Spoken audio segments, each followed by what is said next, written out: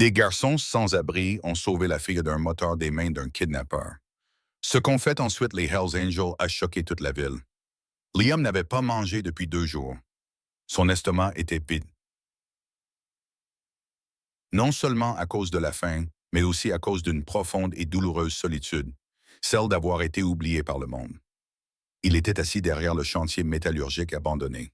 Son abri de fortune, les genoux repliés contre sa poitrine, essayant de se réchauffer sous une vieille bâche qui bruissait dans le vent froid. 14 ans, sans parents, sans tuteur, juste la rue et le silence qui le suivaient partout.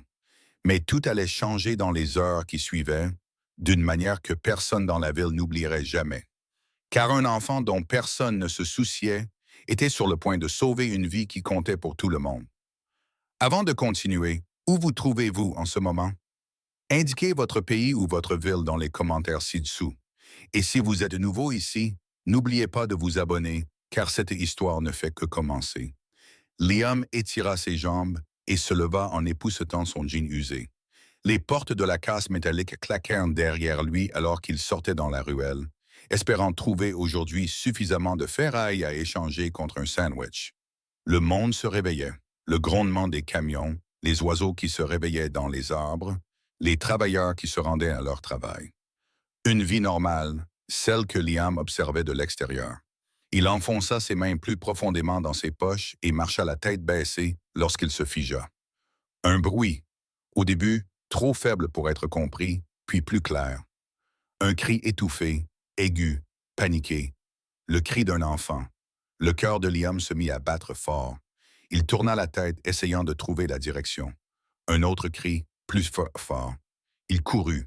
Il tourna au coin de la rue juste à temps pour voir un homme pousser une jeune fille à l'arrière d'une camionnette sombre. Elle avait peut-être 9 ans, des cheveux blonds en bataille, un petit sac à dos suspendu à une épaule. « Non, laissez-moi partir », cria-t-elle, la voix brisée par la peur. L'homme l'attrapa par les poignets et la poussa plus profondément à l'intérieur. Liam ne réfléchit pas. Il se contenta de crier « Hé, arrêtez !» L'homme tourna brusquement la tête vers lui. Il avait les épaules larges et robustes, le regard dur. Son visage ne semblait pas celui d'un homme qui craignait d'un adolescent. Il grogna. « Va-t'en, gamin, ça ne te regarde pas. » Mais Liam fit quand même un pas en avant, car il avait reconnu quelque chose dans le cri de cette fille. Quelque chose dont il se souvenait depuis ses premiers souvenirs. Avoir peur, être seul, être enlevé. Il ne pouvait pas laisser un autre enfant vivre cela.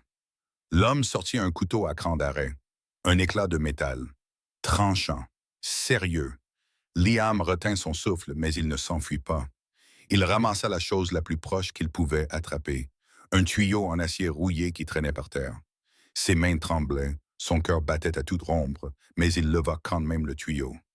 L'homme éclata d'un rire. « Tu veux vraiment mourir pour quelqu'un que tu ne connais même pas? » La voix de Liam se brisa. « Ce n'est qu'une enfant. » Pendant un instant, le silence régna dans la ruelle. Le vent, le trafic lointain, les sanglots étouffés de la fille. Puis l'homme passa à l'action. Il se jeta sur lui. Liam esquiva, mais il n'était pas assez rapide. La lame lui entailla l'avant-bras, lui infligeant une douleur brûlante. Il cria et brandit le tuyau. Clang! Le métal frappa la main du ravisseur. Le couteau tomba bruyamment sur le sol. L'homme rugit, attrapa Liam par sa chemise et le projeta contre le mur.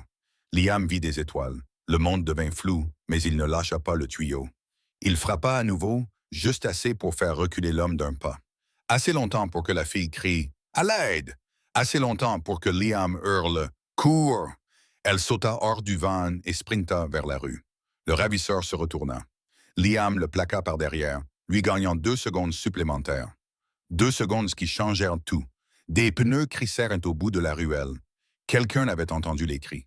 Liam pria pour que ce soit la police, mais la porte du van claqua, le moteur rugit et le ravisseur sauta dans le siège du conducteur. Liam frappa le côté du van avec son poing. « Reviens ici. » Le van sortit de l'allée et s'éloigna à toute vitesse. Parti, laissant Liam haletant, tremblant, le bras en sang, mais vivant, il se retourna. La fille se tenait à l'entrée de l'allée, tremblante, les larmes coulant sur son visage. Son sac à dos était ouvert. Sa lèvre saignait. Elle regardait Liam comme s'il n'était pas réel. Comme si les héros n'étaient censés être des enfants pieds nus vivant derrière des usines abandonnées. Elle murmura « Tu m'as sauvé ». Liam esquissa un faible sourire. « Ça va ?» Elle acquiesça lentement, puis elle prononça la phrase. La phrase qui a tout changé. Mon père va venir. Il va être tellement en colère. À ce moment-là, Liam pensait qu'elle voulait dire en colère parce qu'elle s'était fait attraper. Mais ce n'était pas le cas. Elle voulait dire tout autre chose. Parce que cette fille, cette petite fille effrayée, était Addie Thompson, la fille d'un homme qui n'était pas seulement respecté dans la ville. Il était le président de la section locale des Hells Angels. Et 20 minutes plus tard, Liam était sur le point de rencontrer 70 motards qui allaient débarquer en ville pour se venger. Pas de lui, mais de l'homme qui avait essayé d'enlever leur petite fille. Au début, Addie ne bougea pas. Elle resta là, debout, dans la lumière du soleil, au bout de la ruelle, respirant par petits halètements saccadés, ses petites mains tremblant violemment. Liam s'approcha d'elle, serrant son bras ensanglanté, essayant de ne pas montrer le vertige qui le prenait soudainement. « Tout va bien, murmura-t-il. C'est fini. Tu es en sécurité. » Mais Addie regardait derrière lui, vers l'endroit où la camionnette avait disparu, les yeux écarquillés et sensillés, comme si elle s'attendait encore à voir l'homme revenir en courant. Liam hésita. Il voulait la réconforter, s'accroupir et lui parler comme les adultes ne l'avaient jamais fait avec lui. Mais il ne savait pas comment. Il savait à peine comment se réconforter lui-même. Mais il savait une chose, elle ne devait pas rester seule. Sa voix était faible lorsqu'elle parla. « Je dois appeler mon père. » Liam acquiesça, mais il se souvint alors. La dernière fois qu'il avait essayé d'emprunter le téléphone de quelqu'un, on avait menacé d'appeler la police. Addie le regarda à nouveau. « Tu peux m'accompagner, s'il te plaît? Juste jusqu'à la rue. » Liam hésita une seconde. « Oui, allons-y. » Ils marchèrent lentement et silencieusement vers le trottoir. Liam regardait sans cesse autour de lui, chaque ombre lui semblant soudainement suspecte. Son bras lui faisait mal, mais l'adrénaline coulait encore à flot et il ne le sentait presque pas. Addie fouilla dans son sac à dos et en sortit un petit téléphone. Ses mains tremblaient tellement qu'elle faillit le laisser tomber. Elle composa le numéro. La sonnerie retentit une fois, deux fois. Puis une voix répondit. « Addie ». Elle s'effondra. « Papa ». Sa voix se brisa si fort que Liam le ressentit dans sa poitrine. Il y avait un homme, il a essayé de m'emmener et Liam entendit la voix à l'autre bout du fil changer instantanément. Calme n'était pas le mot juste. Froide, tranchante, contrôlée. « Où es-tu » Addie se retourna et fixa le panneau de rue en face d'elle. Baker Street, derrière l'ancienne aciérie, il n'y eut aucune hésitation. « J'arrive. Ne bouge pas. Ne bouge pas. » L'appel prit fin en moins de 12 secondes. Addie baissa le téléphone et s'essuya le nez sur sa manche. Il va bientôt arriver. Liam acquiesça maladroitement. C'est bien, mais elle secoua la tête. Tu ne comprends pas. Mon père, elle déglutit. Mon père est un motard. Liam cligna des yeux. Sa gorge bougea alors qu'elle murmurait. Les Hells Angels. Liam eut un pincement au cœur. Même un enfant sans abri savait ce que cela signifiait. Il avait vu les écussons. Il avait entendu les histoires. Il avait entendu les avertissements. Ne les contrariez pas, ne les regardez pas, ne vous mettez pas en travers de leur chemin. Soudain, l'idée d'un homme armé d'un couteau ne semblait plus être le seul danger dont il devait se soucier. Car lorsqu'un Hells Angel découvrirait que sa fille avait été agressée, quelqu'un allait le payer. Et Liam n'avait aucune idée s'il croirait sa version de l'histoire. Un grondement sourd parcourut la ville. Pas une moto, pas deux, des dizaines, des moteurs puissants et tonitruants. Le son rebondissait entre les bâtiments comme un orage qui s'approchait. Addie se redressa immédiatement. Il est là. Liam recula d'un pas, le cœur battant à tout rompre. Il n'avait pas peur. Il avait affronté un couteau quelques minutes auparavant, mais c'était différent. C'était politique, hiérarchique, tribal. C'était une famille, quelque chose auquel Liam n'avait jamais appartenu. Les moteurs rugirent plus fort. Puis ils apparurent. Une file de motos tourna au coin de la rue. Le chrome brillait au soleil. Les pots d'échappement craquaient dans l'air. Gilets en cuir, écussons, tatouages, lunettes de soleil, bottes lourdes frappant le trottoir les unes après les autres. Ils ne se garèrent pas proprement. Ils encerclèrent la rue. Liam resta figé. Les gens s'arrêtèrent sur les trottoirs. Les conducteurs ralentirent leurs voitures. Les rideaux bougèrent derrière les fenêtres. La ville ressentit le changement, la peur, le respect, la gravité. À l'avant du groupe se trouvait un homme grand et large, avec un crâne rasé, une barbe grise et des épaules assez larges pour bloquer le soleil. Son gilet portait de l'écusson. Président, il descendit de sa moto avant même qu'elle ne soit complètement arrêtée. Addie. Elle courut se jeter dans ses bras. Il s'agenouilla, imposant mais doux, et la serra contre lui comme si elle était faite de verre. Il l'examina, scrutant chaque centimètre à la recherche de blessures. « Tu es blessé. » Elle secoua la tête, bien que ses yeux fussent encore brillants. « Je vais bien, maintenant !» Il expira une fois. « Doucement, c'est dangereux. » Puis il leva brusquement les yeux vers Liam. Les motards derrière lui se retournèrent également. Au moins 20 paires d'yeux se fixèrent sur un enfant aux pieds nus qui saignait du bras. Liam redressa les épaules, refusant de reculer. Il ne voulait pas avoir l'air effrayé. Même si tous ses instincts lui criaient de s'enfuir, Addie tira sur le gilet de son père. « Papa », il se concentra à nouveau. « Il m'a sauvé. » Silence. Pas d'incrédulité, pas de remerciement, juste du calcul.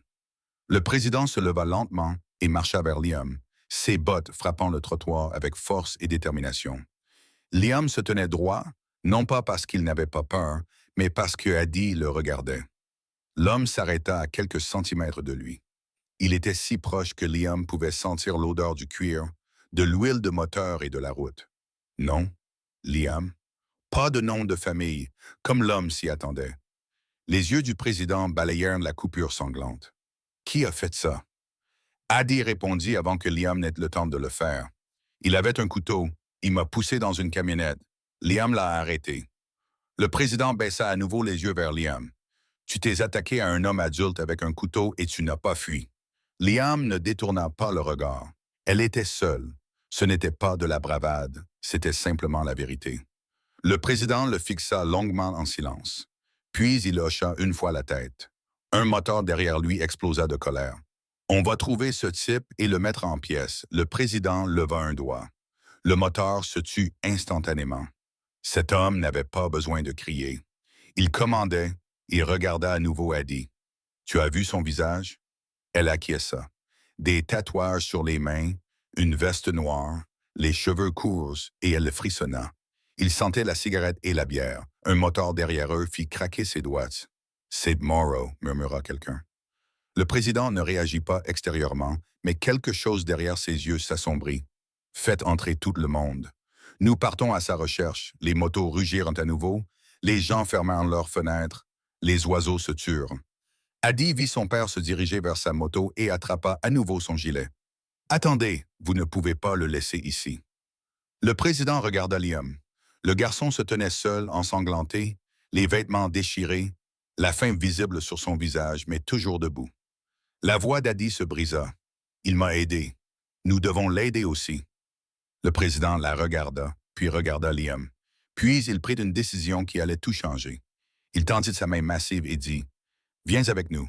Ce n'est pas une demande, c'est un ordre. » Liam cligna des yeux. « Moi? » Le président acquiesça. « Tu as pris soin de mon enfant.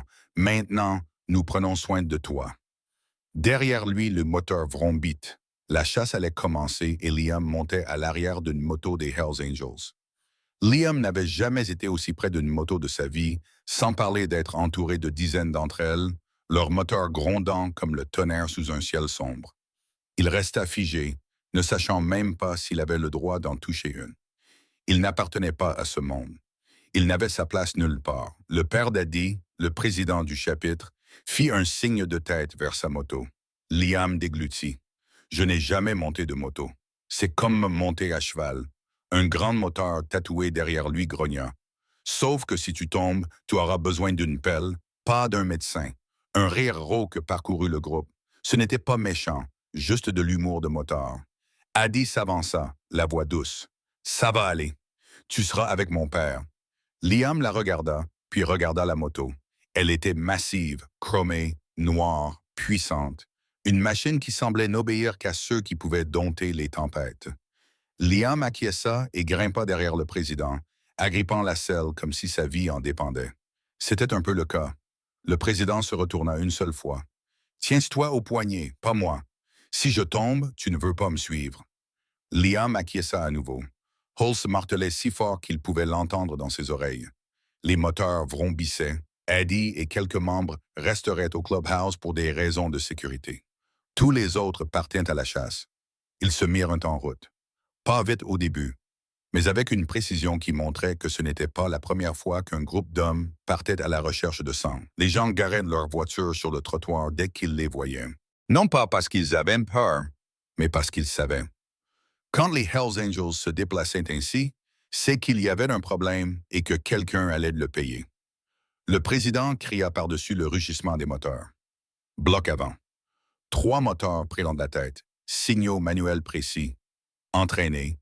Ils scrutaient les intersections, les ruelles, les devantures de magasins, les yeux perçants comme ceux d'un faucon. Un autre groupe se détacha pour vérifier la zone industrielle. Un autre pour balayer les routes empruntées par les camions.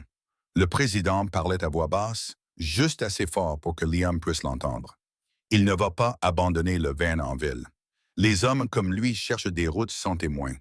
Liam s'accrochait, les jointures blanches. Comment sais-tu que ce n'était pas quelqu'un au hasard? Les lèvres du président se sont légèrement retroussées, parce que si c'était au hasard, il paniquerait. Il ne menacerait pas. Il ne parlerait pas. Les hommes qui connaissent les rues essaient de réfléchir. Liam acquiesça lentement. Il ne connaissait pas les rues de cette façon. Sa survie se jouait plutôt au jour le jour, à la minute près. Se battre pour des miettes, courir quand il le fallait, une éducation complètement différente. Ils atteignirent l'autoroute principale et le groupe se divisa à nouveau. Le président appela un moteur à côté de lui. Vérifie les relais routiers et les aires de repos du canyon. Le moteur s'éloigna instantanément, sans hésitation, sans poser de questions, juste par obéissance. Liam réalisa quelque chose d'effrayant. Il traquait cet homme comme une meute de loups, et Liam se trouvait au milieu. À la lisière de la ville, le président ralentit la moto et s'arrêta à côté d'un restaurant fermé. Le reste du groupe ralentit derrière eux, l'asphalte bourdonnant du ronronnement des moteurs. Il regarda Liam par-dessus son épaule. « Raconte-moi tout encore une fois. » Lentement, Liam prit une inspiration. Il raconta chaque détail. La camionnette, le cri, le couteau, l'odeur de cigarette et de bière éventée, le tatouage sur la main de l'homme. Le président plissa les yeux à ce moment-là. Quel genre de tatouage? Une sorte d'araignée, grande et noire. Ici, Liam montra le dos de sa main gauche. Un motard avec une cicatrice sur la joue cracha sur le trottoir. C'est Morrow, sans aucun doute. Liam déglutit. Qui est-ce? Le moteur fit craquer ses doigts. Un rat qui se croit dangereux parce qu'il mesure un délacanosement et qu'il est négligé. Ajouta un autre moteur. Il n'est pas dans le club. Il a des problèmes avec quelques sections. Il aime faire le malin. Le président regarda à nouveau Liam. Pourquoi êtes-vous intervenu? Liam cligna des yeux. N'était-ce pas évident? Elle était seule. Quelques moteurs se turent. Non pas parce qu'ils ne comprenaient pas, mais parce qu'ils comprenaient mieux que la plupart. L'un d'eux murmura entre ses dents. Les enfants ont un cœur plus grand que la plupart des adultes. Une radio grésilla dans le gilet du président. Il la porta à sa bouche. La voix d'un moteur crépita. J'ai quelque chose. Une route d'accès abandonnée au nord du Coal-Miller. Du verre brisé sur le bas-côté. Le président ne répondit pas par des mots. Il fit simplement vrombir son moteur et le groupe fit de même. Il roulait vite, mais prudemment. Pas de cascade, pas de zigzag. Ces hommes avaient une mission, ce n'était pas un défilé. Le vent fouettait le visage de Liam. Et plus il roulait vite, plus il ressentait quelque chose d'inhabituel. De la confiance. Pas envers la route, ni envers la machine, mais envers l'homme devant lui. Un inconnu, mais la première personne depuis longtemps qui semblait l'écouter. Ils atteignirent la route de service, un tronçon fissuré de chaussées oubliées menant à des collines poussiéreuses. Des traces de dérapage, un phare brisé, des traces de pneus s'éloignant de la route principale. Un motard s'agenouilla, appuya sa paume dans la terre, puis hocha la tête. Toutes les 2 heures de récent, au maximum. Le président descendit de sa moto. Liam le suivit en tremblant. « Vous êtes sûr que c'est lui? » demanda quelqu'un. Le président désigna le sol. 3 empreintes de pas, grandes, distinctes. Une autre à côté, plus petite, plus claire. Eddie. Le président serra les mâchoires. Il se tourna vers ses hommes. Éparpillez-vous. Cherchez tout. Il a peut-être abandonné le van et continué à pied. Les moteurs se dispersèrent comme des éclaireurs. Liam regarda autour de lui. La chaleur miroitait sur l'asphalte. Le vent transportait le bourdonnement lointain des semi-remorques à des kilomètres de là. Quelque part ici. Cet homme était toujours libre. Et Liam sentit la colère commencer à brûler dans son estomac. Pas la peur, pas l'angoisse, la colère. Parce que la fille qu'il avait sauvée, elle n'était pas comme lui. Elle avait quelqu'un qui viendrait, quelqu'un qui se battrait, quelqu'un qui se souciait d'elle. Le président revint vers Liam. « Vous avez bien agi. » Liam cligna des yeux. Personne ne lui avait dit cela depuis des années, peut-être même jamais. Le président ajouta, « Ici, la plupart des gens détournent leur regard. Pas vous. » Liam baissa les yeux vers ses chaussures déchirées. « Je ne voulais pas qu'on l'emmène, c'est tout. » Le président le fixa un instant, puis il posa sa main lourde sur l'épaule de Liam. « Vous allez nous accompagner jusqu'à ce que tout soit terminé. » Liam déglutit. « Mais je ne suis qu'un inconnu. » Le président secoua la tête une fois. « Pas aujourd'hui. » Un cri retentit depuis le sentier derrière les buissons. Nous avons trouvé le van. Les moteurs rugirent. La chasse s'était transformée en poursuite et Liam se trouvait en plein milieu. Les motos dévalèrent la route d'accès fissurée en formation serrée, leurs moteurs grondant contre les parois du canyon. La poussière tourbillonnait derrière eux, transformant la lumière du soleil de fin d'après-midi en un brouillard de sable et d'or. Liam s'agrippa tandis que le président inclinait la moto dans le virage, les pneus dérapant légèrement sur le gravier meuble. Les autres anges suivaient avec une précision rodée. Pas de vacillement, pas de panique, pas de peur. Ce n'étaient pas des hommes qui conduisaient des motos. Ils les commandaient. Devant eux, 3 moteurs s'étaient garés en formation en V, autour de quelque chose à moitié caché dans les broussailles mortes. Le van était cabossé, la peinture noire écaillée, la porte passager ouverte. Liam sentit son cœur battre à tout rompre. Il l'avait trouvé. Le président coupa le moteur et fit signe à tout le monde de se disperser.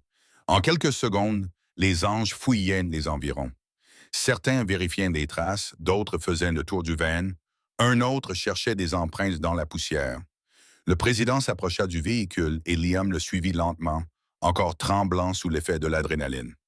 Un moteur avec une hache brodée sur son gilet était accroupi près du phare fissuré. Il s'était dépêché de s'enfuir.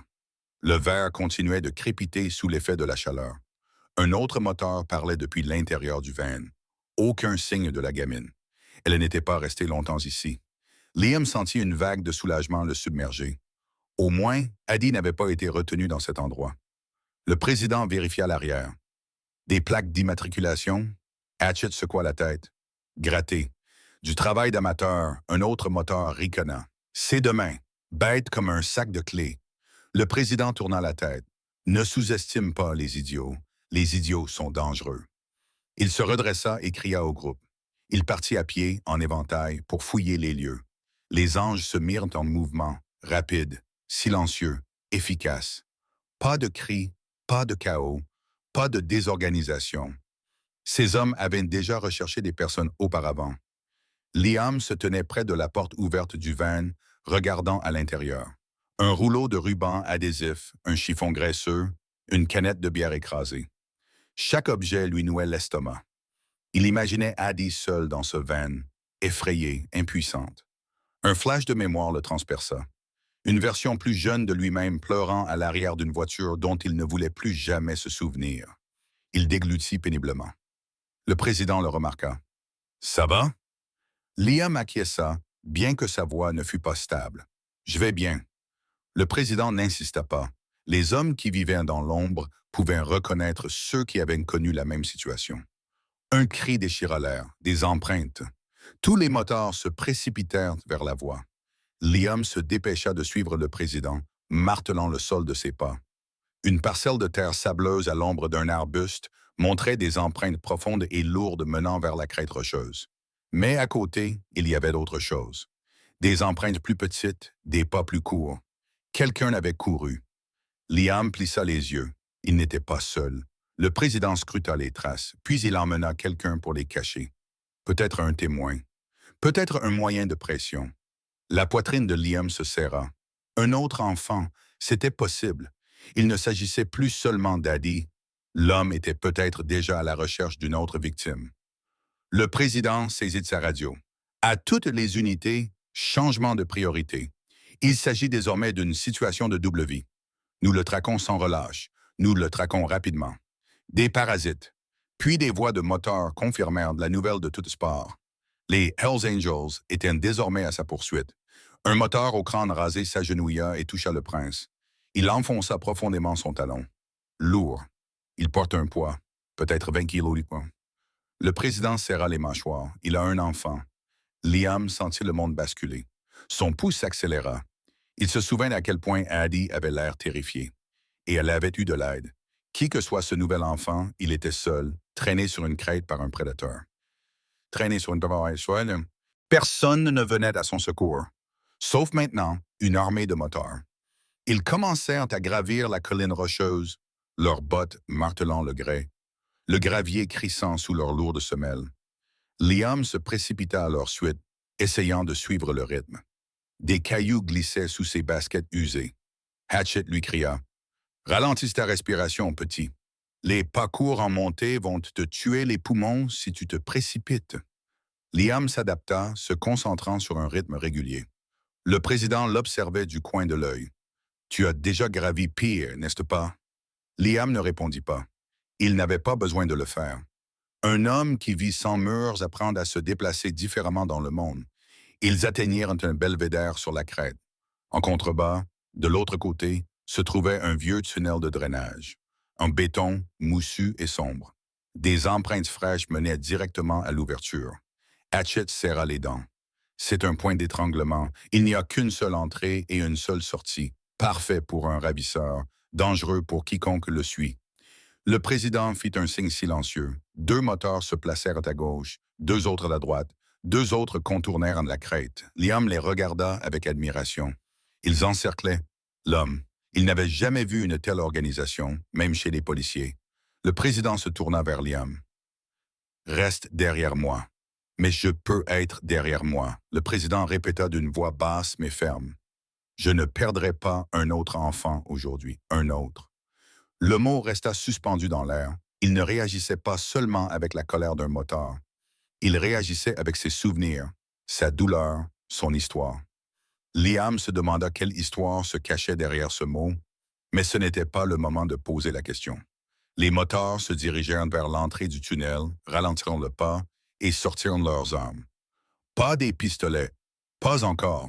Des pieds de biche, des couteaux, des matraques en acier, des objets destinés à briser des os sans faire résonner un coup de feu dans le canyon. À l'intérieur du tunnel, il faisait noir comme dans un four. Silencieux, trop silencieux. Le président entra le premier. Sa voix était grave et résonnait. « Morrow, silence. Morrow, écoutez attentivement. Vous sortez de votre propre gré. Un battement de cœur et nous vous traînons dehors en morceaux. Cela ne fait aucune différence pour nous. » Toujours rien. Liam se tenait derrière lui, essayant de ralentir sa respiration. Ses yeux s'efforçaient de s'habituer à l'obscurité. Puis un son doux, étouffé, le cri d'un enfant. Le président réagit instantanément. « Allez-y. » Les anges envahirent le tunnel, leurs bottes martelant le sol, leurs lumières clignotant, leurs lames prêtes. Liam courut avec eux, le cœur battant à tout rompre, l'adrénaline montant. Dans l'obscurité devant eux, une ombre bougea. Une voix d'homme aboya. « Reculez ou je... » La phrase fut interrompue par le cri d'un enfant, et tout le tunnel s'embrassa de violence, car les Hells Angels n'étaient pas là pour négocier. Ils étaient là pour en finir. Le tunnel était plongé dans le chaos. Des bruits de pas, des cris, le grincement métallique de l'acier contre le béton. Des lampes torches balayaient frénétiquement l'obscurité. Liam se colla derrière le président, le cœur battant comme un tambour de guerre. L'air était humide et froid, sentait la moisissure et la rouille, et les murs ruisselaient de condensation. Devant eux, la voix du président retentit. « Il est au fond. Avancez. » Les Angels se précipitèrent en avant. Le ravisseur était acculé. La lampe torche d'un moteur éclaira la scène en premier. Un homme sale et débraillé, Morrow, tenait un petit garçon dans un bras crasseux, l'autre main brandissant un couteau à cran d'arrêt rouillé contre la gorge de l'enfant. Le garçon ne devait pas avoir plus de 7 ans, le visage baigné de larmes, les mains liées, les jambes tremblantes. Morrow hurla, la voix cassée. Que personne ne bouge ou il est mort. Les anges se figèrent en formation, non par peur, mais par calcul. Ces hommes avaient déjà vu des prises d'otages. Ils ne se précipitèrent pas. Ils ne crièrent pas. Ils laissèrent le président parler. Il fit un pas lent vers l'avant. Morrow, si tu fais du mal à cet enfant, sa voix se réduisit à un murmure mortel. Je ne laisserai pas assez de toi pour remplir un sac à sandwich. Morrow rit sauvagement et désespérément. Vous croyez que j'ai peur de vous, bande de motards de merde? Les flics ne m'ont même pas poursuivi. Ils ne l'ont pas fait, répondit le président. Nous, oui, marmonna l'un des motards. Ils pensent que c'est une amélioration. Un autre riconna doucement. Ça ne prendra pas longtemps. Le flashback de Liam le frappa de plein fouet. Alors qu'il fixait la scène, sa poitrine se serra. Le tunnel sombre, un enfant figé de peur, un homme adulte armé. Ce n'était pas seulement ce moment. Il avait déjà vu ça auparavant. Il avait vécu quelque chose de trop similaire pour pouvoir l'oublier. Sa vision se brouilla pendant une seconde. Il entendit une voix différente, un cri différent, une nuit différente. Il cligna des yeux avec force et refoula ce souvenir. Ce n'était plus à propos de lui maintenant. C'était à propos de l'enfant devant eux. Il serra les poings. Il ne laisserait pas un autre enfant se faire enlever. Pas une nouvelle fois. Morrow commence à craquer. Le président pencha légèrement la tête, analysant la situation comme un coup d'échec. Vous pensez que nous nous sommes précipités ici sans plan? La respiration de Morrow s'accéléra. Restez en arrière. Le président leva la main. Hatchet. Une réponse calme vint de l'obscurité derrière Morrow. Déjà là, Morrow se figea. Il comprit soudain. Les Hells Angels n'étaient pas seulement devant lui. Ils avaient encerclé le tunnel. Il était pris au piège. La voix rauque de Hatchet retentit à quelques centimètres de l'oreille de Morrow. Si tu bouges ce couteau d'1 centimètre, je te casse tous les doigts qui le tiennent. Morrow sursauta, se tordant dans une panique aveugle. Ce fut sa dernière erreur. Frappez les Angels, cria le président. Attrapez-le. Le bras de Hatchet jaillit en avant. D'un mouvement net et brutal, il fit tomber le couteau des mains de Morrow, qui heurta le béton dans un bruit métallique. Au même instant, un deuxième moteur attrapa l'enfant et le mit en sécurité. Puis le tunnel explosa de coups de poing. Pas de mouvement inutile, pas d'hésitation, pas de pitié. Morrow fut frappé en haut, en bas, sur les côtés, aux côtes, au ventre, à la mâchoire. Chaque coup était une leçon de douleur et de précision. Il tomba à genoux. Le président s'avança et lui asséna un dernier coup qui le fit plier comme du carton mouillé. Il s'effondra face contre terre, inconscient. Le silence s'installa après la violence. Puis un enfant sanglota. Le garçon avait été sauvé. Le président s'agenouilla immédiatement près de lui pour vérifier s'il était blessé. Le garçon tremblait, mais était conscient. « Tu es en sécurité », dit le président doucement, d'une voix plus calme que Liam ne l'avait jamais entendue. « Personne ne te fera plus de mal. » Un autre moteur coupa les cordes qui liaient les poignets du garçon. L'enfant murmura d'une voix tremblante. « Il allait m'emmener. Il a dit que personne ne regarderait. » Un motard avec une cicatrice sur la joue répondit gentiment. Il avait tort. Liam s'avança, le regard doux. « Comment tu t'appelles? » Le garçon renifla. « Carson. 5 lettres qui n'auraient pas dû se battre pour survivre dans un tunnel. » Liam ravala le sanglot qui lui serrait la gorge. « T'as bien fait, Carson. Vraiment bien. » Carson le regarda, perplexe. « T'es avec eux? » Liam esquissa un sourire. « Je suppose. » Le garçon le fixa du regard. « T'as pas l'air effrayant comme eux. » Un moteur rit. « Oh, crois-moi, il le deviendra. » La tension se relâcha un instant. Même les lèvres du président esquissèrent un léger sourire. Morrow se réveille et des semaines de rage bouillonnent. Derrière eux, Morrow gémit, commençant à reprendre conscience. L'expression du président devint glaciale. Il se leva, s'approcha et fixa l'homme responsable de la terreur infligée à 2 enfants. Il ne dit rien. Il n'en avait pas besoin. Tous les anges dans ce tunnel le savaient. Ce n'était pas fini. Morrow ne partirait pas sur ses 2 jambes, pas après ce qu'il avait fait. Le président fit craquer ses doigts lentement. Morrow ouvrit les yeux, et la dernière chose qu'il vit fut l'ombre de l'homme qu'il n'aurait jamais dû croiser. Morrow ouvrit les yeux juste à temps pour réaliser qu'il avait fait le pire lit de sa vie. Il essaya de reculer en rampant sur le sol glissant du tunnel, les paumes glissant sur la saleté et la crasse. Mais il ne parcourut pas plus de 30 centimètres avant qu'une lourde botte de moteur ne s'abatte sur lui. Juste assez pour l'arrêter. Pas pour l'écraser, juste pour l'immobiliser, pour lui faire comprendre clairement qu'il était fini. Le président s'accroupit, l'avant-bras posé sur sa cuisse, fixant l'homme comme s'il s'agissait d'un morceau de gomme raclé sur un pneu. « Vous avez kidnappé des enfants, dit-il calmement. Pas de cris, pas d'aboiement, juste une haine contrôlée. Vous pensez que ça fait de vous un dur? » La voix de Morrow tremblait, sauvage et cassante. Ce n'était pas comme ça. Avant qu'il puisse terminer, Hatchet se pencha sur le côté et grogna. C'est exactement comme ça. Un autre moteur ajouta. Kidnapper quelqu'un, c'est mal. Mais des enfants, tu as de la chance qu'on ne t'enterre pas dans ce tunnel. Morrow déglutit péniblement. Il les croyait, car ce n'étaient pas des types qui faisaient des menaces en l'air. C'étaient des hommes qui allaient jusqu'au bout. À chaque fois, Liam tient bon. Liam se tenait à quelques mètres de là, respirant difficilement. Il n'avait pas participé à la violence, mais il pouvait en ressentir le poids, l'histoire, la fureur, la justice, et une partie de lui, une partie sombre et honnête, le comprenait parce qu'au fond, si quelqu'un avait fait cela à lui quand il était enfant ou à quelqu'un qui lui était cher, il n'était pas sûr qu'il serait du genre à pardonner. Il regarda le président se redresser. « Qu'est-ce qu'on fait de lui? » demanda l'un des motards. Certains répondirent immédiatement.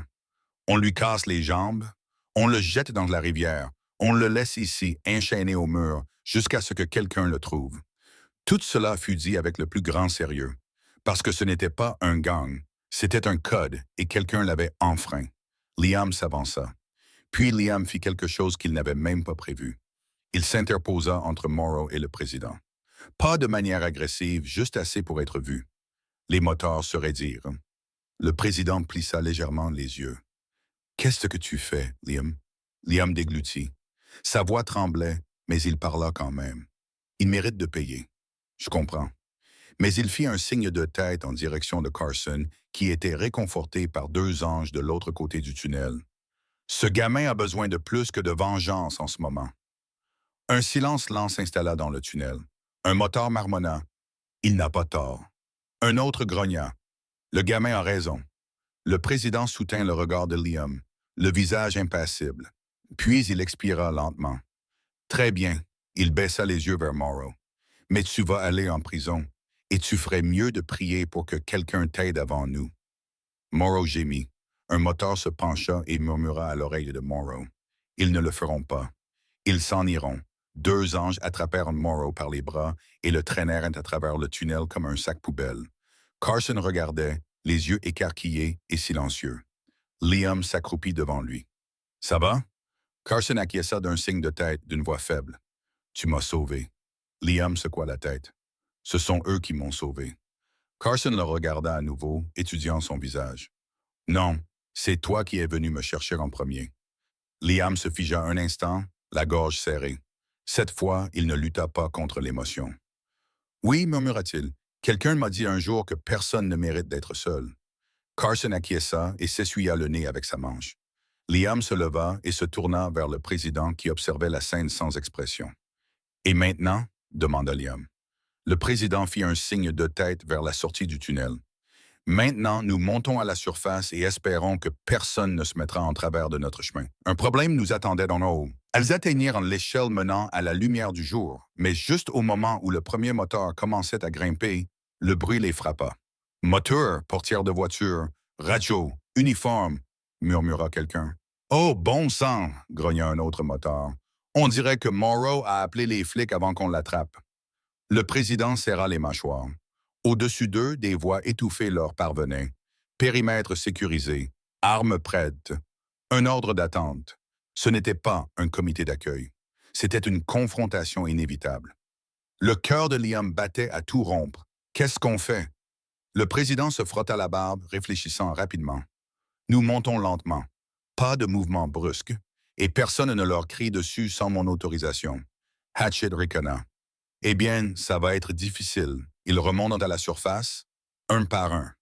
Les anges grimpèrent à l'échelle et émergèrent dans le champ au-dessus du tunnel.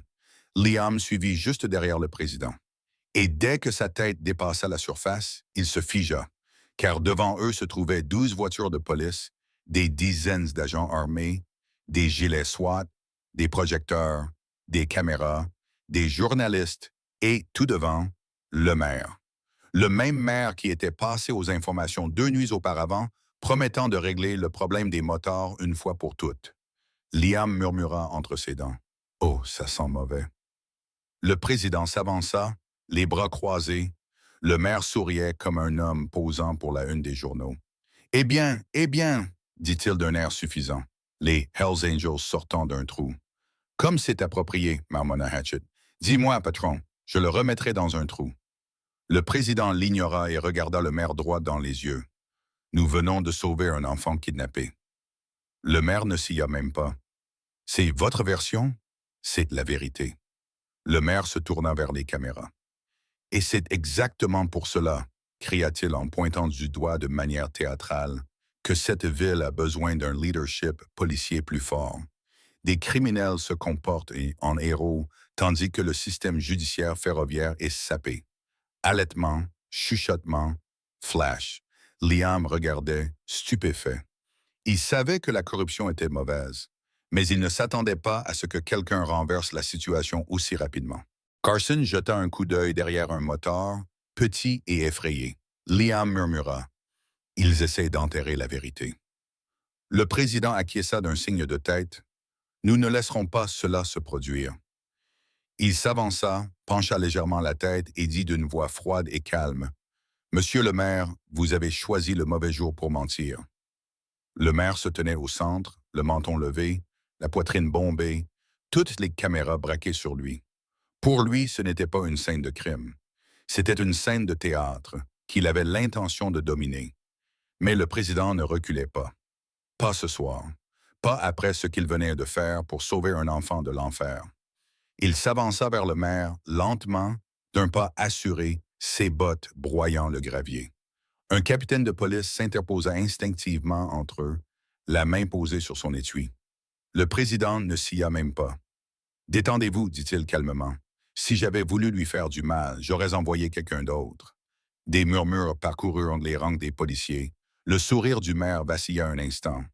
Un instant, mais Liam le vit, une fissure dans l'armure.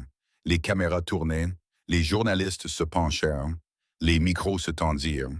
Les voyants rouges des caméras brillaient comme des yeux injectés de sang.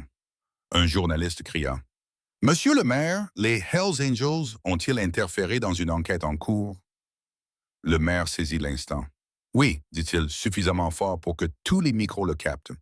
Ces criminels ont pris les choses en main et ont mis en danger une opération policière en cours. » Liam le fixa du regard. Il sentit une incrédulité brûlante et suffocante monter dans sa poitrine. Interférés, mis en danger. Ils avaient sauvé un enfant. Alors que les services du maire étaient encore en train d'élaborer des plans de périmètre, le président pencha la tête. « Il vous manque quelque chose, grogna-t-il. » Le maire ne se retourna pas. Il n'en avait pas besoin. Il avait des caméras, le pouvoir, des agents derrière lui, du moins le croyait-il. Liam éleva la voix avant que le président n'ait pu répondre. Liam s'avança. Il ne l'avait pas prévu. Il ne l'avait pas répété. Il ne pouvait tout simplement plus rester silencieux. Il ment. Toutes les caméras se tournèrent vers lui. Le sourire du maire se figea. « Excusez-moi, dit-il d'un ton sec. » Liam fit un pas de plus, l'adrénaline refoulant sa peur au plus profond de lui. « C'est nous qui avons trouvé l'enfant en premier, pas la police. Et si nous n'étions pas entrés là-bas, il serait toujours ligoté dans un tunnel, un couteau sous la gorge. » Un journaliste s'écria. « Vous en avez la preuve. » Liam ne répondit pas, car une autre voix le fit à sa place. Une petite voix. Carson sortit de derrière Hatchet. Ses yeux étaient rougis par les larmes, mais sa voix était claire. « Ils m'ont sauvé. » Des exclamations parcoururent la ligne de presse. Une journaliste baissa son micro et murmura. « Oh mon Dieu !» Le maire pâlit pendant une fraction de seconde, mais il reprit rapidement son masque. « Eh bien, dit-il d'une voix forte, les enfants peuvent facilement être effrayés et désorientés. Sa déclaration n'est pas fiable. Les jointures de Hatchet craquèrent bruyamment. Il vient de traiter le gamin de menteur, marmonna un motard. Un autre répondit, c'est courageux, stupide, mais courageux. Le président leva la main, un ordre silencieux de patienter. Pas encore. Le maire va trop loin. Le maire s'approcha de Liam, le regardant de haut. Tu es sans abri, ricana-t-il doucement. Tu n'as ni famille ni témoin. Personne ne croira ta version. Cela suffit. L'atmosphère changea. Les anges n'étaient plus seulement en colère. Ils étaient dangereux. Un motard murmura, « Il n'a pas le droit de parler ainsi à ce gamin. » Un autre patron donne l'ordre. Mais le président ne bougea pas. Liam ne recula pas non plus. Il regarda le maire droit dans les yeux. « Vous avez peut-être raison. Peut-être que je n'ai pas de famille. » Puis il jeta un coup d'œil au mur de moteur derrière lui. « Mais je ne suis pas seul. Pas ce soir. Peut-être plus jamais. » Le maire commet une erreur fatale. Le maire fit signe au capitaine de police. « Arrêtez-les. » Quelques agents hésitèrent, non par peur, mais par confusion. Même eux ne s'attendaient pas à cet ordre. Un agent finit par prendre la parole. « Pour quel motif, monsieur ?» rétorqua le maire. « Pour ingérence. Pour justice populaire. Mettez-les en garde à vue. » Le capitaine déglutit.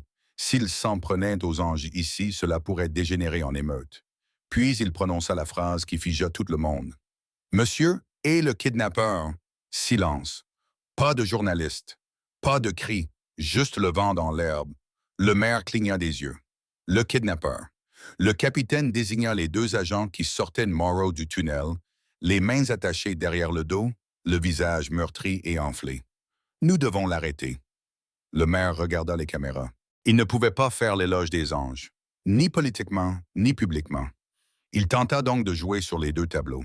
Il écarta les mains et cria « Arrêtez-les tous! Nous réglerons ça au poste. » C'était fini. Le président prit enfin la parole. « Vous faites une grave erreur. » Le maire sourit. « Non, je reprends ma ville. » Le président se pencha vers lui, la voix basse et calme. « Non, vous allez la perdre. » L'impasse commença. Les armes n'étaient pas dégainées, mais les mains étaient levées. La police d'un côté, les Hells Angels de l'autre, deux forces au bord de l'explosion, et au milieu, un garçon sans abri, un enfant terrifié qui venait d'être sauvé, un maire qui essayait de réécrire la réalité, et des caméras qui filmaient tout. Une histoire en direct sur le point d'exploser. Le président fit craquer son cou avec désinvolture. Maire, sa voix était calme, trop calme. « Je n'ai pas besoin de la rue pour prouver que vous avez tort. » Il tapota deux doigts sur le haut de son gilet. « J'ai juste besoin de la vérité. » Le maire rit, débordant d'arrogance. « Et qui va la voir? » Liam fouilla dans sa poche et en sortit un petit objet. Quelque chose de simple. Quelque chose auquel le maire ne s'attendait pas. Un téléphone qui avait tout enregistré. Liam haussa légèrement les sourcils. Tout le monde mit le flash. Flash, flash. Les journalistes explosèrent de questions. Le visage du maire pâlit et pour la première fois, il eut l'air effrayé. Liam brandit le téléphone, l'écran toujours en mode enregistrement, le minuteur rouge clignotant comme un signal d'alarme. Les journalistes zoomèrent immédiatement, leurs caméras se focalisant sur le petit appareil comme s'il s'agissait d'une arme, car d'une certaine manière, c'était le cas. Le maire bredouilla pendant une seconde, la bouche ouverte, mais incapable de se défendre. Il ne s'était pas attendu à ce que le gamin enregistre la scène. Il avait supposé à tort qu'un enfant sans abri n'avait aucun pouvoir. Il avait gravement sous-estimé la situation. Le président croisa les bras. « Vous voulez parler de qui a mis qui en danger? » grogna-t-il. « Que la ville sache comment vous avez essayé d'arrêter l'homme qui a sauvé un enfant, » rétorqua le maire. « Il est en infraction. » « Cette vidéo n'est pas une preuve légale, » répliqua un journaliste. « En fait, monsieur le maire, les enregistrements publics sont légaux dans cet État. » Un autre cria. « Essayez-vous de supprimer les preuves du sauvetage d'un enfant? » Les microphones se précipitèrent à nouveau. Les obturateurs des appareils photo crépitaient comme des coups de feu. Le maire regarda autour de lui, soudainement entouré non pas par la police, mais par la presse. Affamé, prédatrice, sentant le sang. Le maire tente à nouveau de renverser la situation. Il leva les mains et cria pour couvrir le bruit. « Calmez-vous, tout le monde. Cela est sorti de son contexte. » Les journalistes continuaient à tirer. Depuis combien de temps connaissiez-vous l'existence des tunnels? Pourquoi n'avez-vous pas lancé d'alerte Amber? Pourquoi les moteurs ont-ils retrouvé l'enfant kidnappé avant la police? Chaque question était une épée, plus tranchante que la précédente. Le maire se tourna vers le capitaine de police désespéré. Arrêtez-les. C'est un ordre. Le capitaine ne bougea pas.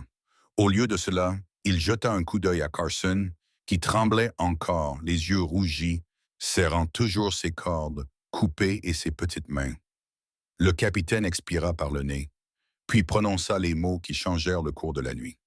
Monsieur, je n'arrêterai pas les hommes qui ont sauvé un enfant pendant que notre service sécurisait un parking. Un murmure parcourut la ligne de presse. Le maire se figea. Vous refusez un ordre direct. Le capitaine redressa les épaules. Monsieur, je respecte la loi. Les autres agents changèrent lentement, un par un, leur attitude non plus agressive mais neutre. Ils ne pointaient plus du doigt les motards. Ils attendaient de voir ce qui allait se passer. Le maire paniqua. Le masque politique soigneusement préparé du maire vola en éclats. Il pointa Liam du doigt et cria. Il manipula la situation. Il mentait. Liam n'avait pas à répondre. Carson s'avança. Juste un petit garçon qui parlait devant des dizaines de caméras. Il m'a sauvé. Rien ne pouvait être plus touchant. La presse se tut. Même le maire resta immobile. Carson prit une inspiration tremblante. Monsieur le maire. J'ai crié et crié. Personne n'est venu. Jusqu'à ce qu'il vienne. Les larmes recommencèrent à couler, mais il continua à parler. Ils m'ont trouvé. Ils m'ont libéré. Ils m'ont emmené. Ils déglutit. Vous n'étiez pas là. Le vent semblait s'être arrêté. Même les anges bougèrent silencieusement, certains s'éclaircissant la gorge. D'autres détournèrent le regard pour ne pas montrer leurs émotions devant les caméras. Hatchet marmonna entre ses dents. Les enfants ont plus de courage que la moitié des personnes présentes ici. La dernière carte du maire. Le maire prit une inspiration et tenta une dernière tactique. Si vous ne les arrêtez pas, je le ferai. Il s'est approché du président et a tendu la main pour attraper son gilet. Il n'aurait jamais dû faire ça, car le président ne l'a même pas touché. Il s'est simplement penché et a chuchoté si bas que seules les caméras proches ont pu l'entendre. Toucher un moteur sans son consentement est une agression. Le maire s'est figé et tous les journalistes présents, sans exception, ont capturé la main du maire à mi-chemin du gilet du président. Une capture d'écran parfaite, un titre parfait, un scandale parfait. Le maire retira brusquement sa main comme s'il avait touché une cuisinière, mais il était déjà trop tard. L'opinion publique en avait vu assez. Le président renversa la situation. Il s'adressa enfin lui-même aux caméras. Il parla calmement, simplement. Pas comme un politicien, pas comme un comédien qui répète son texte, mais comme un homme qui dit la vérité. Nous ne sommes pas des héros, dit-il. Nous ne sommes pas des saints. Nous sommes des motards. Mais quand un enfant était en danger, il s'est tourné vers Carson. Nous n'avons pas attendu les formalités administratives. Les journalistes ont pris frénétiquement des notes. Le président a fait un signe de tête au maire. Certaines personnes attendent que l'éclairage soit parfait avant d'agir. Certaines personnes n'agissent que lorsque les caméras sont allumées. Quelques journalistes ont failli s'étouffer en essayant de ne pas rire. Et certains hommes, a conclu le président, agissent parce que les enfants n'ont pas le temps d'attendre. Silence. Puis un journaliste a commencé à applaudir.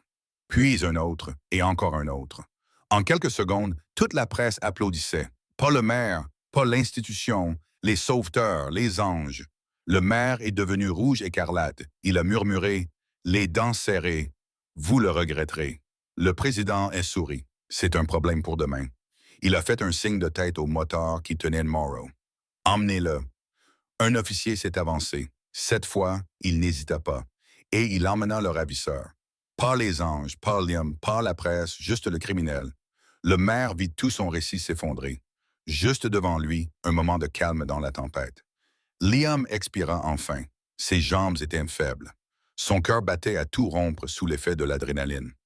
Le président s'approcha de lui et lui fit un petit signe de tête. Beau travail, Liam déglutit. Vous n'êtes pas fâché que j'aie enregistré. Le président le regarda fixement, puis dit simplement « Je suis content que quelqu'un l'ait fait. » Hatchet donna une tape si forte dans le dos de Liam qu'il faillit se plier en deux. Le gamin venait de lâcher une bombe nucléaire en direct à la télévision. Un autre moteur rit. Si le maire ne démissionne pas ce soir, Il aura au moins besoin d'un nouveau rédacteur de discours. Liam s'autorisa un petit sourire, car pour une fois, il ne se sentait pas petit. Il ne se sentait pas impuissant. Il se sentait comme quelqu'un d'important. Mais la nuit n'était pas terminée. Alors que les moteurs commençaient à s'éloigner, le président prit Liam à part. « Soyez prêts. » Liam fronça les sourcils. « Prêt pour quoi? » Le président regarda la nuée de journalistes qui continuaient à filmer. Au moins 2 personnes avaient été embarrassées ce soir. Il désigna le maire et les hommes comme lui ne se contentaient pas de se venger. Il fixa l'obscurité. Il se vengea. Le sourire de Liam s'estompa. Le président posa une main lourde sur son épaule. « Reste vigilant, car ce combat ne fait que commencer. » La nuit aurait dû se terminer par une célébration. Carson était sain et sauf. Le ravisseur était en détention. La vérité avait été enregistrée pour que le monde entier puisse la voir. Mais au lieu de cela, il y avait un poids dans l'air, une attention que personne ne pouvait ignorer. Car le président avait raison. Les hommes comme le maire ne perdaient pas sans réagir. Ils ne pensaient pas leurs blessures et ne s'en allaient pas. Ils rentraient chez eux, se servaient un verre, se regardaient dans le miroir et complotaient, et les anges le savaient. Alors, tandis que le convoi de motos s'éloignait du terrain dans un grondement, les voitures de police partant dans des directions opposées, Liam ressentait le malaise dans chaque vibration du moteur sous lui. Pas de la peur, pas de regret, juste une prise de conscience. Ils avaient franchi une ligne et l'autre camp n'allait pas faire comme si de rien n'était. Une fête tard dans la nuit. Les Angels ne sont pas rentrés chez eux. Ils ont foncé droit vers le clubhouse. Les néons brillaient sur les réservoirs chromés. La musique grondait à travers le sol. Les portes s'ouvraient alors que les membres potentiels et les anciens se penchaient en dehors. « Attrape-le, gamin! » « D'accord. Que s'est-il passé? » Et l'histoire s'est répandue dans le bâtiment comme une décharge électrique. Le gamin a été sauvé. Le maire a essayé d'arrêter tout le monde. Le gamin sans abri a filmé la scène. Les journalistes ont descendu le maire. Une acclamation a retenti, faisant presque trembler les murs. Liam s'est retrouvé entraîné à l'intérieur. On lui a tapé dans le dos. On lui a tendu des bouteilles d'eau qu'il n'avait pas demandées. Il a été à moitié enlacé par des hommes aux bras aussi gros que des troncs d'arbres. Il n'était pas habitué à ce genre d'attention, à être vu, reconnu, apprécié. C'était bouleversant. Hatchet s'assit sur un tabouret de bar à côté de lui. « Ça va, petit? » Liam acquiesça, encore sous le choc. « Je ne pensais pas que quelqu'un m'écouterait. Pas devant les caméras. » Hatchet gloussa. « Tu crois que l'un de ces journalistes aurait osé ignorer un enfant qui venait de se sortir d'un enlèvement? Tu les tenais par la gorge. » Liam sourit maladroitement. Ça ne lui semblait pas encore réel. Peut-être que demain, ça le serait. Le moment de Carson. De l'autre côté de la pièce, Carson était assis à une grande table, entouré de motards 2 fois plus grands que ses cauchemars. Pourtant, il n'avait pas peur. Il souriait, mangeait des frites et buvait du soda comme s'il s'agissait du meilleur cru au monde. Un motard lui tendit son gilet en cuir brodé. Carson l'enfilait. Il l'engloutissait presque entièrement. Tous les motards dans un rayon de 3 mètres fondirent instantanément. Des frères en cuir noir s'adoucirent à cause d'un enfant qui avait trop souffert en une seule nuit. Liam balaya tout cela. Il sentit quelque chose se tordre en lui. Ce n'était ni de la jalousie, ni de la tristesse, mais quelque chose de plus petit, de plus ancien. Un souvenir de nuits passées sur des bancs, de nourriture trouvée dans les poubelles.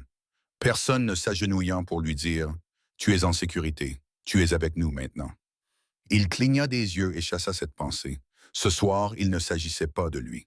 Il s'agissait d'un enfant qui avait été sauvé avant que son monde ne s'écroule. Le président prend la parole. La salle se tut brusquement lorsque le président monta sur une petite estrade en bois près du bar. Pas de micro, pas de fanfare. Il n'avait besoin ni de l'un ni de l'autre. Les hommes qui avaient connu la prison, la guerre et pire encore se penchèrent en avant, se taisant tandis qu'il parlait. Ce soir, 2 enfants ont été sauvés, commença-t-il. L'un est sorti de ce tunnel grâce à nous. Il désigna Carson. L'autre est sorti parce qu'il a décidé de tenir bon. Tous les motards se tournèrent vers Liam. Son visage rougit. « Je ne suis pas doué pour les discours, » poursuivit le président. « Mais je vais vous dire ceci. Ce soir, ce n'était pas une victoire pour nous. » Tout le monde fronça les sourcils. Le président expliqua. « C'était un avertissement. Nous avons embarrassé un homme qui a de l'argent, du pouvoir et aucune conscience. Hatchett marmonna. Le maire est probablement en train de jeter des meubles en ce moment même. Quelques rires brisèrent l'attention. Mais comprenez bien, poursuivit le président. Demain, il voudra une vengeance, pas la justice, pas la responsabilité. Sa voix se durcit, une vengeance. Le silence revint dans la pièce. Pas de la peur, de la préparation. Ces hommes avaient l'habitude de vivre dans l'attente des tempêtes. Ils ne les fuyaient pas. Ils réglèrent leur moteur. Le capitaine de police arriva. Le grondement d'un autre moteur à l'extérieur rompit le silence. Les conversations cessèrent. Les mains se posèrent instinctivement près des étuis, des poches, des ceintures. La porte s'ouvrit. Un moment de tension, puis de soulagement. Ce n'était pas le SWAT. Ce n'étaient pas des avocats. C'était le capitaine de police. Toujours en uniforme, toujours en bottes de service, mais visiblement seul. Le clubhouse s'est écarté pour le laisser passer. Il s'est dirigé droit vers le président, s'est arrêté, puis lui a tendu la main. Le président l'a prise. Le capitaine a dégluti. Je ne peux pas rester longtemps. Si la mairie apprend que je suis ici, je serai viré d'ici demain matin. Hatchett a haussé les épaules. Nous vous trouverons un emploi dans la sécurité. Le capitaine a presque souri. Il y a quelque chose que vous devez savoir. La salle s'est penchée en avant.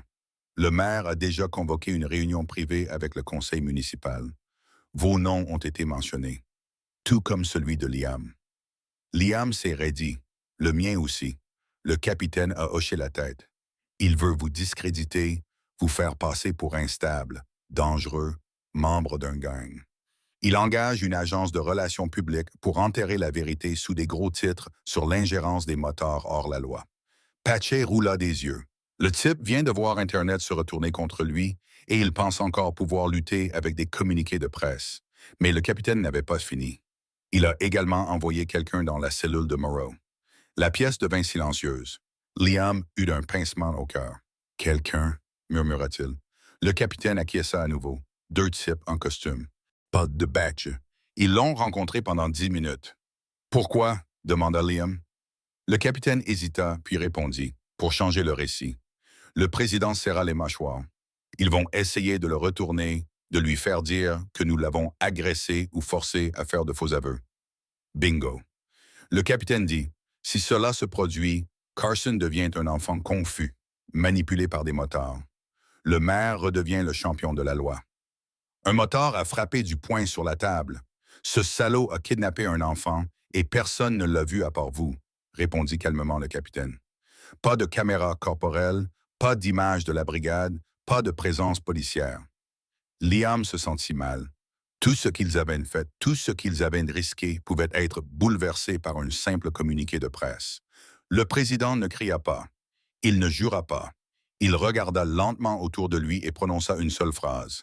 Alors, nous avons besoin de preuves. Le nouveau rôle de Liam. Hatchett donna un coup de coude à Liam. « Gamin, on dirait que c'est encore ton tour. » Liam cligna des yeux. « Moi, que puis-je faire ?» Le capitaine répondit avant que le président n'ait le temps de le faire. « Tu as la seule chose que le maire ne peut pas contrôler. » Liam fronça les sourcils. « Qu'est-ce que c'est ?» Le capitaine le désigna du doigt. « Ton histoire. » Liam se tut. « Tu as mis cet enregistrement en ligne ?»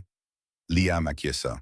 Eh bien, d'ici le lever du soleil, soit la ville te soutiendra, soit elle tentera de te détruire. Hatchett sourit. Dans tous les cas, c'est un vrai coup de motard. Un éclat de rire apaisa à nouveau la tension.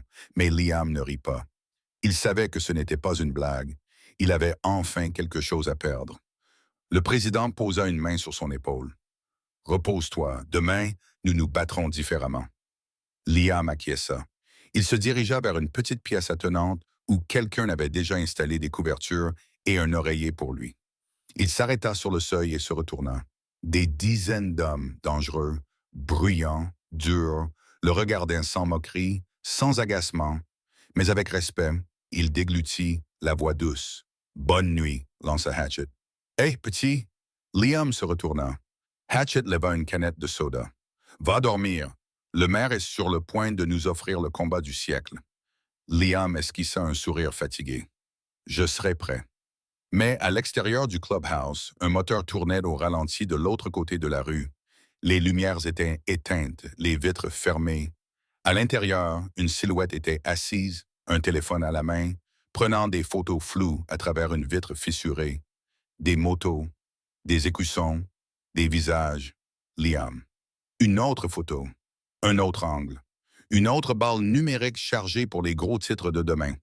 L'écran du téléphone s'illumina avec un message. J'ai tout. J'envoie maintenant. La silhouette appuya sur Envoyer, passa la première et disparut dans la nuit. Liam ne dormit pas longtemps. Il se réveilla avant le lever du soleil, le cœur battant, l'esprit en ébullition. Il se lava le visage dans la petite salle de bain du clubhouse, le sécha avec une serviette rugueuse et fixa son reflet. Juste un gamin sans abri. Mais aujourd'hui, la ville allait décider s'il était le héros qui avait sauvé un enfant ou un criminel de mèche avec des motards. Il sortit dans la pièce principale. La plupart des anges étaient déjà réveillés. Du café fumait dans d'énormes cruches en métal, des cartes étaient étalées sur les tables, les téléphones vibraient.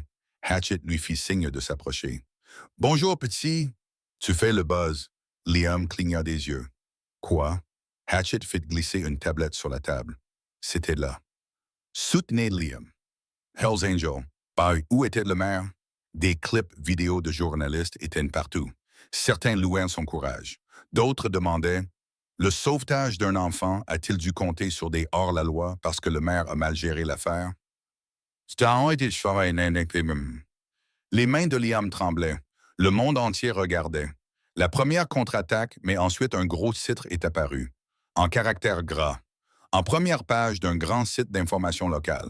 Le kidnappeur affirme avoir été agressé par un club de motards. Il dit que les enfants n'ont jamais été en danger.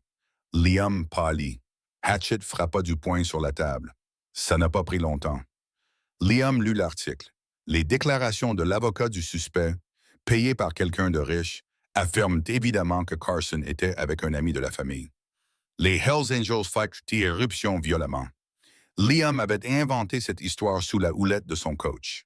Des mensonges répugnants, mais puissants. En quelques minutes, les réseaux sociaux se sont divisés. Les gens se disputaient en ligne, certains titres défendant Carson, d'autres qualifiant les Angels de criminels.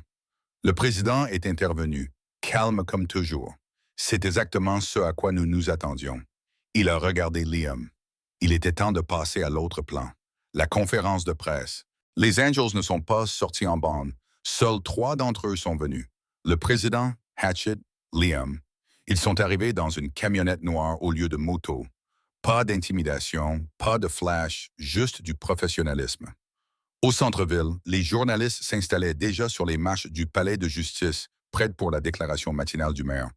Mais le président a conduit Liam vers un autre podium, de l'autre côté de la place. Pas d'autorisation de la presse, pas d'invitation de la ville, juste la vérité brute et des caméras en quête d'un meilleur scoop. Un journaliste a reconnu Liam. Le voilà, le garçon qui a filmé le maire. Soudain, les micros, les caméras et les questions ont fusé comme des balles. Gamin, le maire a-t-il vraiment essayé de t'arrêter? Les anges ont-ils menacé la police? Le ravisseur a-t-il vraiment paniqué et pris la fuite? Le président a levé la main. Le silence s'est fait. Il s'est écarté et a chuchoté. « Liam, dis-leur, pas en tant que témoin. » Liam a dégluti en tant que victime. Liam a hoché la tête, s'est avancé et a commencé. Le discours de Liam.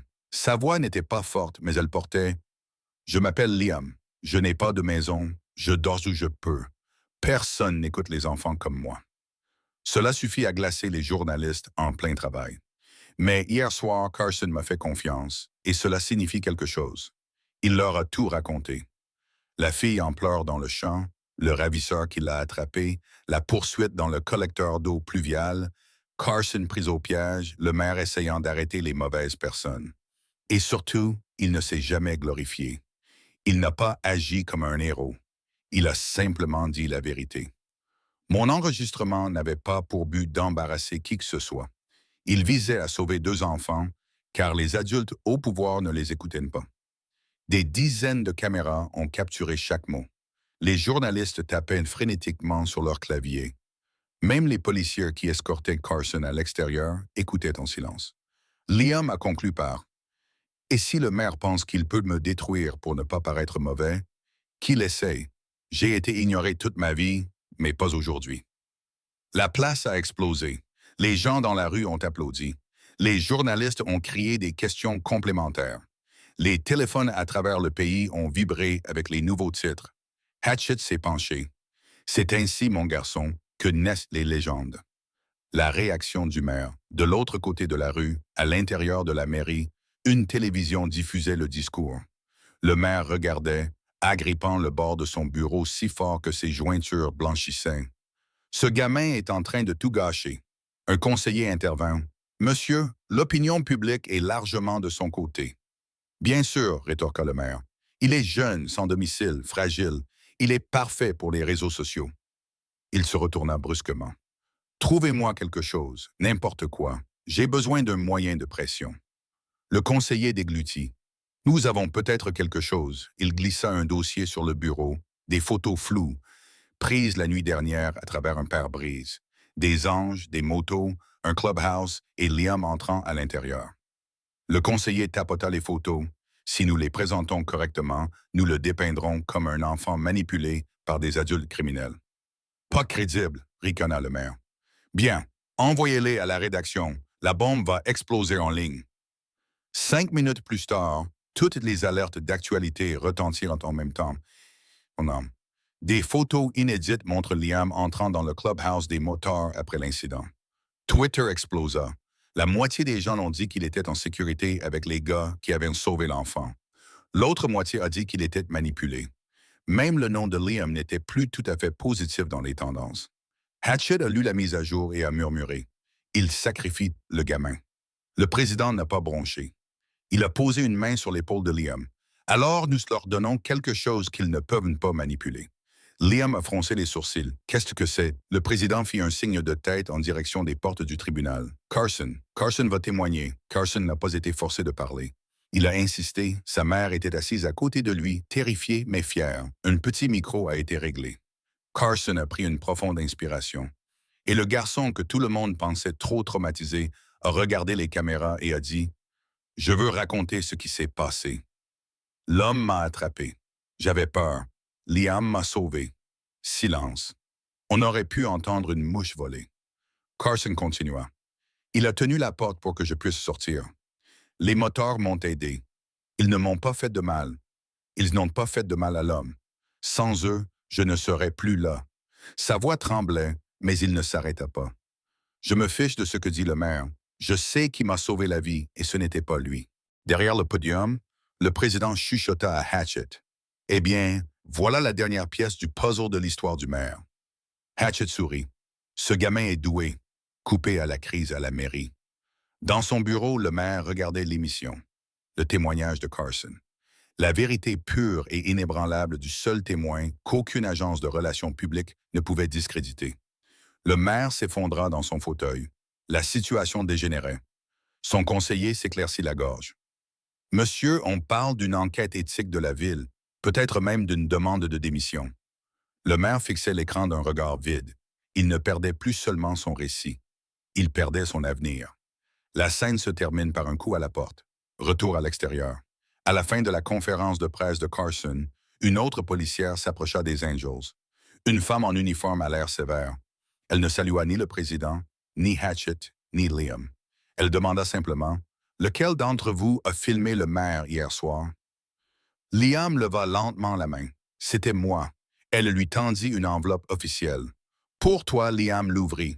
À l'intérieur, un document officiel portant le sceau de la ville. Pas une plainte, pas une assignation, pas une menace, mais un avis d'intention d'enquêter sur une faute présumée. Bureau du maire. L'officier esquissa un sourire. Tu n'as pas seulement dénoncé un kidnappeur, mon garçon. Tu as peut-être déclenché une chute politique. Sur ces mots, elle s'éloigna. Hatchet la suivit du regard. D'accord, je ne m'attendais pas à ça. Le président sourit légèrement. La ville n'est pas aveugle, après tout. Liam serra l'enveloppe contre sa poitrine. Soulagement, peur, gratitude. Tout cela s'entremêlait. Il murmura « Que va-t-il se passer maintenant? » Damn. Le président regarda en direction de la mairie. « Maine, Maintenant, nous attendons que le maire fasse son prochain geste désespéré. Liam n'avait pas prévu de devenir un symbole. Il n'avait pas prévu de changer quoi que ce soit. Il voulait juste sauver un enfant. Mais le monde se moque de vos intentions, il ne s'intéresse qu'à vos actes. Et ces actes ont des répercussions bien plus importantes qu'il n'aurait pu l'imaginer. Une semaine plus tard, la ville avait changé. Pas de façon spectaculaire, ni du jour au lendemain, mais de manière notable. Les gens discutaient dans les cafés, les maires discutaient des mesures de sécurité, les hommes en pause déjeuner parlaient de la corruption à la mairie. Liam traversait tout cela. La capuche relevée, le sac à dos sur l'épaule, il n'était toujours pas habitué à être reconnu. Il passa devant un arrêt de bus. Deux adolescents le regardèrent, les yeux écarquillés. « Mec, c'est lui. » Liam fit semblant de ne pas l'entendre, mais l'un d'eux se leva. « Hey, on a vu ce que tu as fait. Respect, mec. » Liam se figea. Ce n'était ni de la moquerie, ni de la pitié, mais du respect. Il hocha la tête, mal à l'aise. « Ah, merci. » Il continua à marcher, mais il sentait une chaleur dans sa poitrine. Étrange. La ville réagit au tribunal. L'enquête sur le maire était bien avancée. Des lanceurs d'alerte se sont manifestés. Des emails ont été divulgués. Des appels téléphoniques ont été interceptés. Il s'est avéré que l'enlèvement n'était pas lié au maire, mais que la tentative de dissimulation l'était bel et bien. Le titre du journal disait « Le gouvernement municipal a abusé de son autorité. La vie d'un enfant relégué au second plan. » Une gifle directe au maire. Il a fait une déclaration publique, le visage figé, la voix maîtrisée. Des erreurs ont été commises. J'en assume l'entière responsabilité. Mais tout le monde savait qu'il était seulement désolé d'avoir été pris. La pression montait de tous côtés. Les membres du conseil municipal, les forums publics, les parents, les policiers, même les chefs d'entreprise qui craignaient pour leur réputation dans les jours à venir. Il a démissionné, il n'a pas été licencié ni arrêté, mais contraint de partir par la perte de confiance du public. Liam a lu les nouvelles sur le téléphone de Hatchet. Il n'a pas applaudi, il n'a pas souri. Il a simplement regardé l'écran et murmuré « Je ne voulais pas que ça aille aussi loin. » Hatchet a hoché la tête. « Je sais. » Puis il s'est penché. Mais parfois, la vérité n'est pas douce. Elle fait ce que les voix douces ne peuvent pas faire. Une lettre. 2 jours après la démission, Liam a reçu un message du tribunal estampillé d'un cachet officiel. Il a supposé que c'était une mauvaise nouvelle. Une convocation, une demande, une correction, quelque chose de stressant, mais à l'intérieur se trouvait une note manuscrite du juge. Une écriture courte, soignée, élégante. Peu d'adultes se sont levés comme vous l'avez fait. Le changement vient rarement d'en haut. Il vient de ceux qui ont refusé de rester silencieux. Liam s'assit sur le canapé du clubhouse et fixa la carte pendant un long moment. Une larme coula avant même qu'il ne s'en rende compte. Il s'essuya rapidement le visage. Hatchet fit semblant de ne pas remarquer. Les bons moteurs savent quand ne pas s'immiscer. Le rétablissement de Carson. Carson a fait des cauchemars pendant les premiers jours, se réveillant en pleurant, tremblant, appelant sa mère. Mais avoir quelqu'un à qui parler l'a aidé, en particulier Liam. Ils s'asseyaient ensemble sur les marches arrière de l'appartement de Carson presque tous les après-midi. Carson parlait doucement. Et si cela se reproduisait? Liam regardait le parking en pensant « Cela n'arrivera pas. Et si quelque chose essayait, tu serais prêt. » Carson déglutit. « Comment as-tu réussi à rester calme? » Liam rit doucement. « Je n'y suis pas arrivé. J'étais terrifié. » Carson cligna des yeux. « Vraiment? »« Oh oui. Le courage, ce n'est pas l'absence de peur. » Il se redressa légèrement. « C'est faire ce qu'il faut alors que la peur te hurle dans les oreilles. » Carson acquiesça lentement et sourit pour la première fois depuis des jours. Une nouvelle inattendue. Un soir, un homme vêtu d'un coupe-vent de la ville se présenta au clubhouse. Les anges se raidirent, mais il leva calmement les 2 mains. « Détendez-vous, je ne suis pas ici pour affaires officielles. » Hatchet croisa les bras. « Alors pourquoi êtes-vous ici? » L'homme regarda Liam. « Nous avons entendu que vous aviez pris la parole au tribunal. » Le conseil a été impressionné et il sortit une petite enveloppe de la poche de son manteau et la tendit. Liam l'ouvrit. À l'intérieur se trouvait une lettre officielle. « Nous aimerions vous offrir une bourse pour le programme de développement de la jeunesse de la ville. » Logement compris. Liam resta bouche bée. Un logement, un lit, un endroit stable où vivre, quelque chose qu'il n'avait pas eu depuis longtemps. Ça, Hatchet sourit. Eh bien, que je sois damné. Le président tapota l'épaule de Liam d'une main lourde en signe d'approbation. Vous l'avez mérité. Liam ne savait pas s'il devait rire ou pleurer. Il se contenta d'un entre-deux. Je ne sais pas quoi dire. Le représentant du conseil sourit. Continue simplement à être le gamin qui a fait ce qu'il fallait quand il le fallait. L'offre de l'ange. Lorsque le représentant de la ville partit, le clubhouse redevint silencieux. Le président se tourna vers Liam. Tu sais, certains d'entre nous ont rejoint le club parce qu'ils n'avaient nulle part où aller. D'autres parce que c'était le seul endroit où ils se sentaient reconnus. Liam leva les yeux. Mais toi, le président, souris gentiment. Tu peux partir et c'est bien. Hatchet ricana. Ça ne veut pas dire que tu ne reviendras pas nous rendre visite? Liam esquissa un faible sourire. Je reviendrai, évidemment. Hatchet hocha la tête avec satisfaction. Bien. J'aurais détesté devoir envoyer des équipes de recherche. Le président s'approcha et plaça un petit objet dans la paume de Liam. Du métal froid. Liam baissa les yeux. Une simple épingle en laiton gravé des initiales du club. Hatchet se frotta la nuque. Ce n'est pas une adhésion, mais c'est du respect, conclut le président. Et le respect dure plus longtemps. Liam referma ses doigts sur la broche. Fortement, avec conviction. Son premier vrai lit depuis des mois. 2 jours plus tard, Liam entra dans le logement étudiant qui lui avait été attribué. Rien d'extraordinaire, juste une porte qui se verrouillait, un matelas propre, un bureau, une fenêtre, un avenir. Il posa son petit sac à dos sur le sol. Il s'assit sur le lit. Il ne bougeait pas, ne craquait pas. Il ne sentait pas la pluie, la moisissure ou le béton des ruelles. Il s'allongea et regarda le plafond. Il murmura « J'ai réussi ».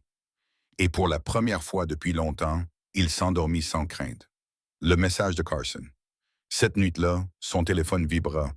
Un SMS de Carson. Une seule phrase. « Merci de m'avoir sauvé », répondit Liam. « Tu m'as sauvé aussi, parce que c'était vrai. Sans Carson, Liam serait toujours invisible. » La dernière virée. 1 mois plus tard, un samedi matin ensoleillé, Liam sortit et se figea. Une file entière de motos attendait dans la rue. Le chrome brillant, les moteurs éteints, les anges debout à côté d'elle. Hatchet cria « Tu te lances dans ta nouvelle vie sans dire au revoir? C'est inacceptable. » Liam rit et courut vers eux. Le président lui tendit un casque. « Tu n'as pas besoin de porter nos couleurs pour rouler avec nous. » Liam l'attacha. Hatchet fourcha sa moto. « Où allons-nous? » Liam haussa les épaules. « Je ne sais pas. » Le président sourit. « Alors nous allons simplement rouler. » Les moteurs rugirent. Les voisins jetèrent un œil par la fenêtre. Les gens sur le trottoir les regardaient avec admiration. Une escorte complète de moteurs pour un enfant qui dormait sous les escaliers. Liam grimpa à l'arrière de la moto de Hatchet. Le rugissement des moteurs emplit l'air alors qu'il s'éloignait. Lentement au début, puis plus vite, comme s'il se dirigeait vers quelque chose de plus grand que la peur, plus grand que la douleur, plus grand que le passé. Parce que Liam n'avait pas seulement sauvé un enfant, il avait prouvé quelque chose dont toute la ville avait besoin de se souvenir. Pas besoin d'avoir du pouvoir pour compter.